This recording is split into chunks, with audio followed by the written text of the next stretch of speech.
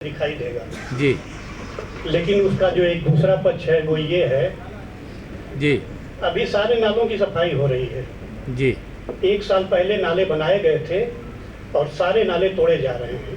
यही विकास के आपके विकास का एक स्याह पक्ष है जो न तो भाजपा के जनप्रतिनिधियों को दिखाई देता है और न ही तो भाजपा के संगठन को दिखाई देता है। अधिकारी पैसा जो है सड़क पर ऐसे फेंक रहे हैं और कोई इसका पूछने वाला नहीं है। नहीं, सब चीज यहीं से 500 मीटर की दूरी पर बरना पुल पर मिट्टी पाट करके पौधे लगा दिए गए और जो दोनों तरफ मिट्टी थी वहां पर जो है जिराफ लगा दिया गया। मतलब आपका सवाल मैं समझ गया। कोई भी ऐसी चीजें हैं उसको देखेंगे। वाराणसी का विकास एक मॉडल हो रही है मंत्री जी, देश में मॉडल है और उस आप कोई चीज है तो मुझे लिखित दे दीजिए, लेकिन सवाल का अगर जवाब चाहिए तो मैं जवाब दे रहा हूँ। मीडिया लिखित देती घूमेगी।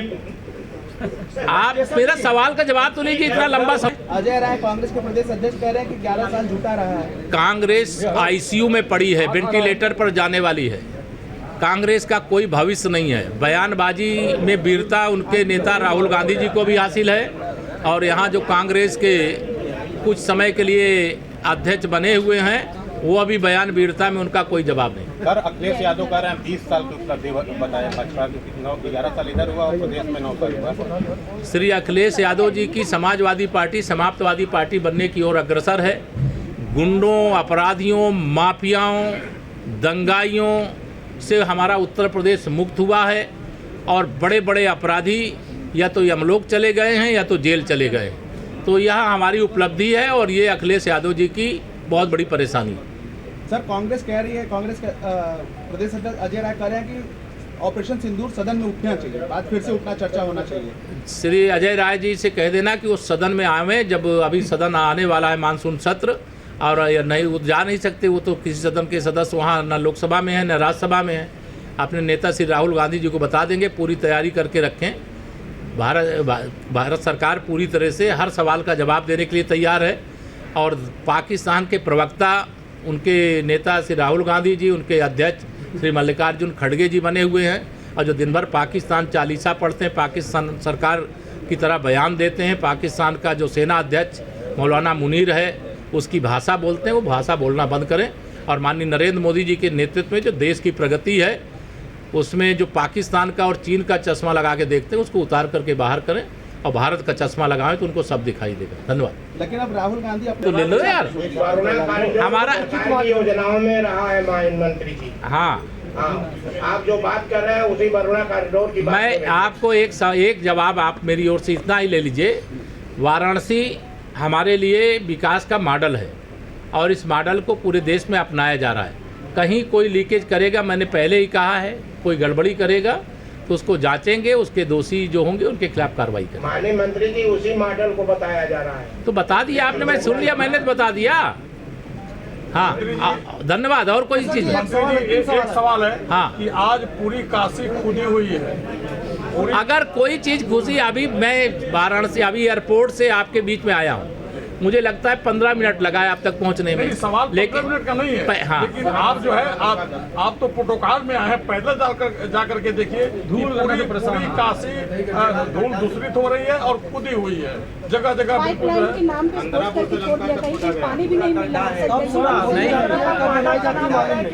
अगर देखिए कोई चीज नई बनाना पड़ेगा तो निश्चित तौर से कोई पुरानी चीज बनी होगी तो उसको तोड़ना होता है। अगर 1 महीने का कष्ट है, 1 महीने का अगर कष्ट हो रहा है तो यह विश्वास रखिए कि सैकड़ों साल के लिए उस कष्ट से मुक्ति का मार्ग भी प्रशस्त हो रहा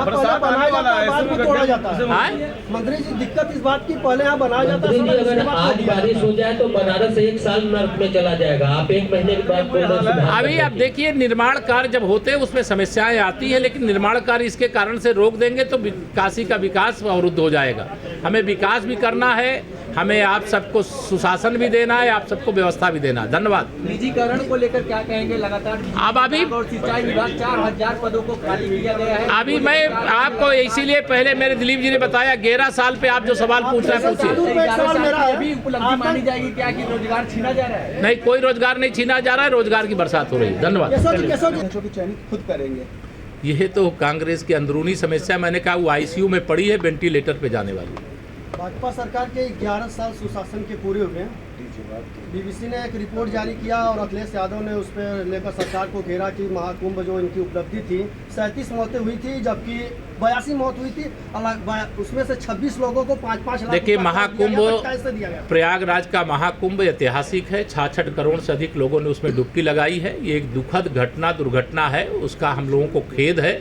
और उसमें जिन परिवारों ने अपनों को खोया है उसके लिए माननीय प्रधानमंत्री जी ने भी, माननीय मुख्यमंत्री जी ने भी दुख जाहिर किया है और उन परिवारों के प्रति हमारी सदा संवेदना है। हमारी सरकार का निरंतर प्रयास रहता है कि कोई भी तीर्थयात्री किसी भी तीर्थ स्थल पे आए तो सकुशल आए और सकुशल जाए। इस आंकड़ों को लेकर के सवाल उठा गए कि बीबीसी ने रिपोर्ट पेश की है कि 82 लोगों की मृत्यु हुई। देखिए, इस सवाल का जवाब मुझे लगता है कि किसी आप कोई समाचार चला दे, मैं उसका जवाब दूँ, वो नहीं है। लेकिन कोई भी अगर इस कुंभ की जो दुखद दुर्घटना हुई थी उसमें कोई भी किसी परिवार ने अपने सदस्य को खोया है तो उसका हम बहुत पहले भी दुख जाहिर किए, आज भी दुख जाहिर करते हैं। उन परिवारों के साथ हमारी संवेदना है, सरकार साथ।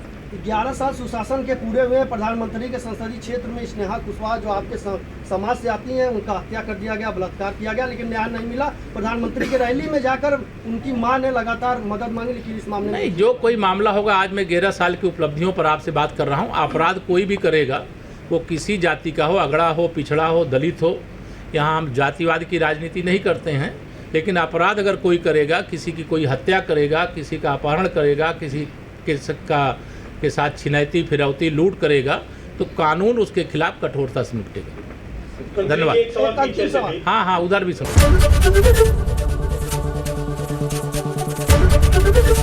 एबीपी गंगा, खबर आपकी, जुबान आपकी।